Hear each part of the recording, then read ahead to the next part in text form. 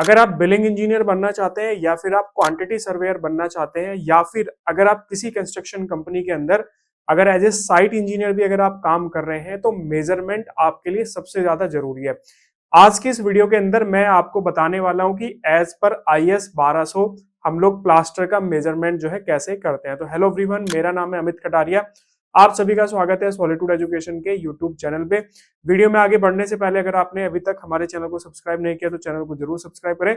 साथ ही साथ अगर आप किसी भी टॉपिक से रिलेटेड वीडियो चाह रहे हैं तो उस टॉपिक का जो नाम है वो कमेंट सेक्शन में मेंशन कर सकते हैं।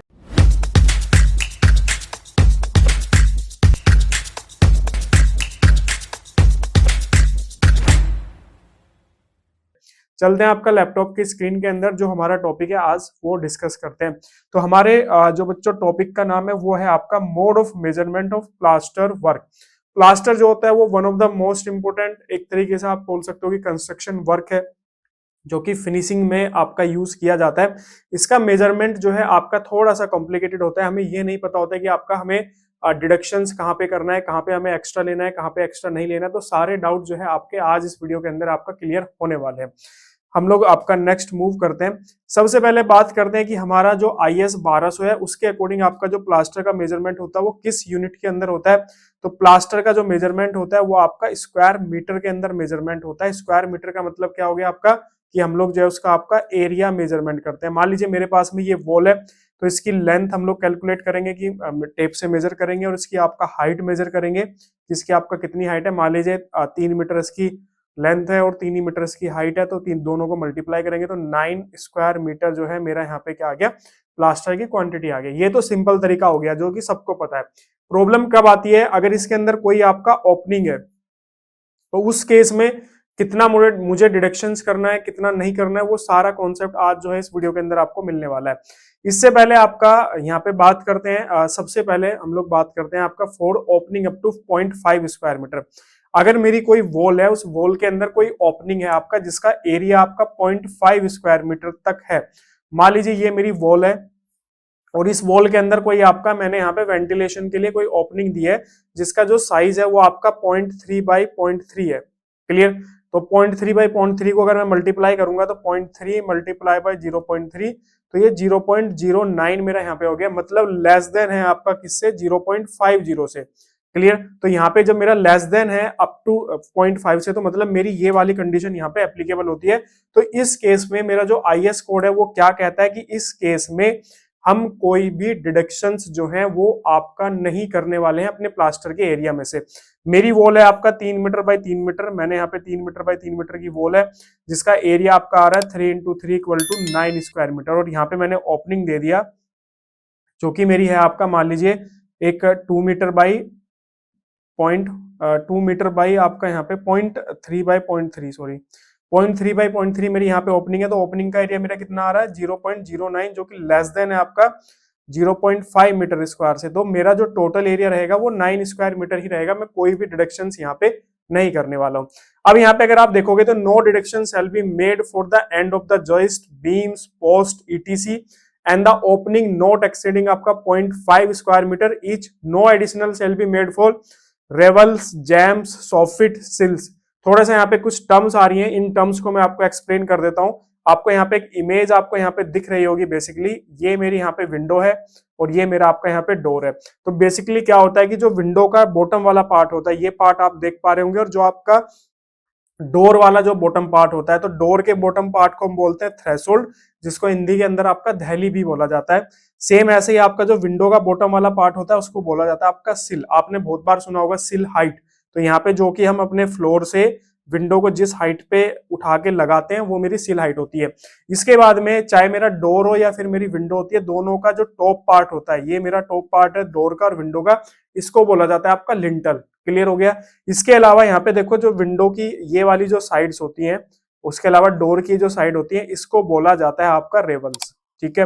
इसके अलावा आप देख पा रहे होंगे कि यहाँ पे जो मेरा लिंटल है, लिंटल का जो बॉटम वाला पार्ट होता है उसको बोला जाता है आपका सोफिट। तो ये कुछ टर्म्स होती हैं जो कि प्लास्टर के टाइम पे यूज की जाती हैं, क्योंकि हम लोग जो है आपका इन फेसिस पे भी आपका प्लास्टर वर्क करते हैं। तो IS कोड के अंदर इसको भी डिफाइन किया गया है कि कहाँ पे हमें इसका प्लास्टर का मेजरमेंट लेना है। मान लीजिए मुझे आपका रेवल्स पे आपका प्लास्टर करना है या फिर मुझे आपका जो है सिल पे प्लास्टर करना है, तो प्लास्टर का मेजरमेंट मैं लूंगा या नहीं लूंगा, ये सब कुछ मुझे आपका आईएस कोड आपका क्लियरली डिफाइन करता है। इसमें अब नेक्स्ट यहाँ पे टर्म्स आ जाती है फॉर ओपनिंग। अगर मेरी ओपनिंग का साइज जो है वो 0.5 से लेके 3 स्क्वायर मीटर तक है, तो उस केस में मेरा आपका आईएस कोड क्या कहता है, तो यहाँ पे आपको साफ साफ लिखा हुआ है when both face of the wall are plastered with the same plaster, तो deduction shall be made from one face only।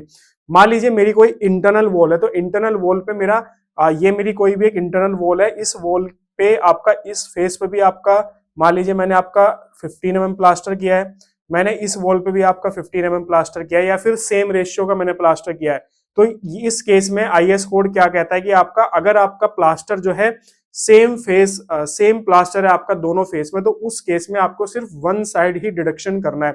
अब यहाँ पे देखो प्लास्टर का मेजरमेंट मैं दोनों साइड पे करूंगा, इस साइड भी मैं करूंगा और इस साइड भी करूंगा, लेकिन जब डिडक्शन की बारी आएगी तो डिडक्शन सिर्फ मैं वन साइड करूंगा। क्लियर।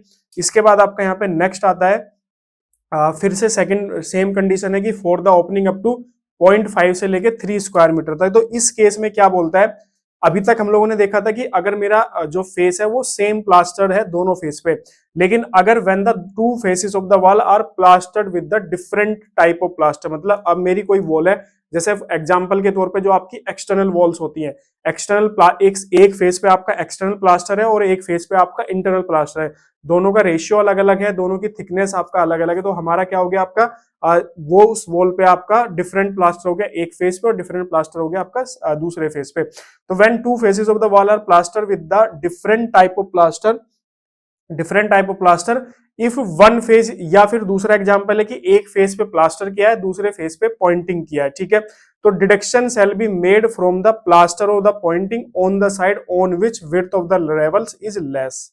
देखो क्या होता है कि जब हम कोई भी विंडो या डोर फिक्स करते हैं, मान लीजिए मेरी कोई वॉल है आपका ये मेरी वॉल है आपका कितना 9 इंच की, ठीक है, ये मेरी आपका 9 इंच की, लेकिन मेरी जो डोर का है विंडो का जो फ्रेम है उसकी थिकनेस है सपोज करो 5 इंच।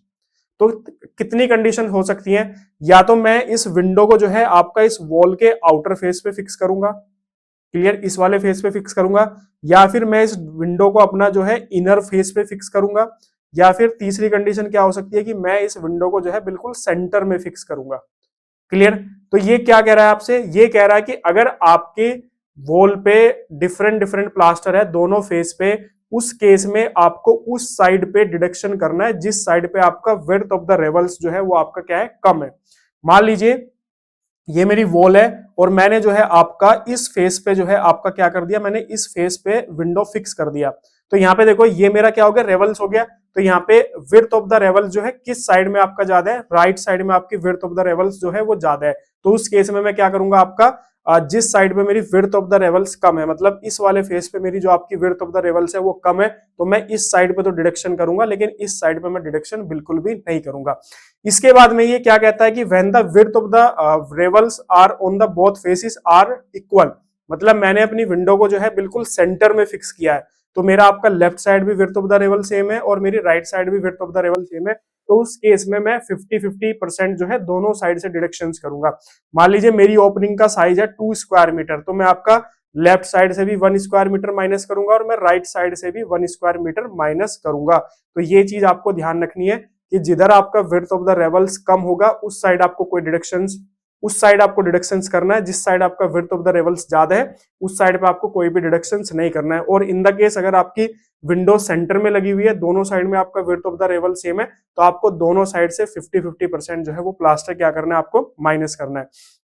इसके बाद आपका नेक्स्ट फिर से एक और केस आपका यहाँ पे आता है जिसके अंदर ये कहता है कि when the only one phase is plastered, अगर मेरा एक फेस प्लास्टर है और दूसरे फेस पे मैंने प्लास्टर वर्क किया ही नहीं, तो उस केस में क्या होगा कि full deduction shall be made from the plaster if width of the reveals on the plaster side is less.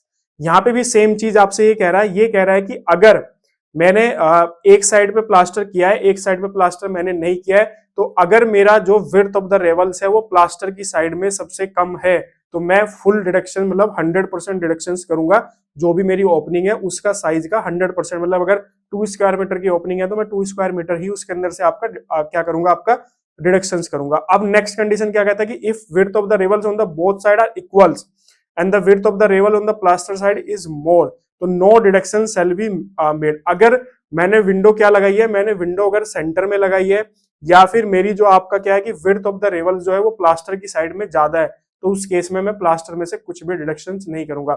एक बार वापस से रिपीट कर देता हूं। पहली कंडीशन ये क्या कह रहा है कि पहली कंडीशन ये कह रहा है कि when the only one phase is plastered and the other phase is not plastered. दो अगर एक फेज प्लास्टर्ड है दूसरा फेज प्लास्टर्ड नहीं है और विड्थ ऑफ द रेवल्स जो है प्लास्टर वाले फेस की साइड में कम है, तो उस केस में मैं 100% डिडक्शन करूंगा। दूसरा केस क्या कह रहा है, दूसरा केस ये कह रहा है कि अगर आपकी विंडो सेंटर में लगी हुई है या फिर आपकी विंडो जो है प्लास्टर, जिस फेस पे प्लास्टर नहीं है उस फेस पे अगर आपकी विंडो लगी हुई है, तो उस केस में मैं क्या करूंगा, आपका कोई भी डिडक्शंस इसके अंदर आपका नहीं करूंगा।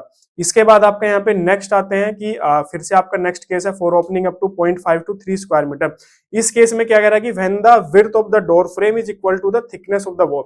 इसका सबसे बढ़िया एग्जांपल क्या है कि मान लीजिए आपकी कोई वॉल है, हाफ ब्रिक वॉल है आपकी, 5 इंच की उसकी सपोज करो थिकनेस है, और मैं उस पर आपका कोई डोर का फ्रेम फिक्स कर रहा हूं जिसकी थिकनेस भी 5 इंच है।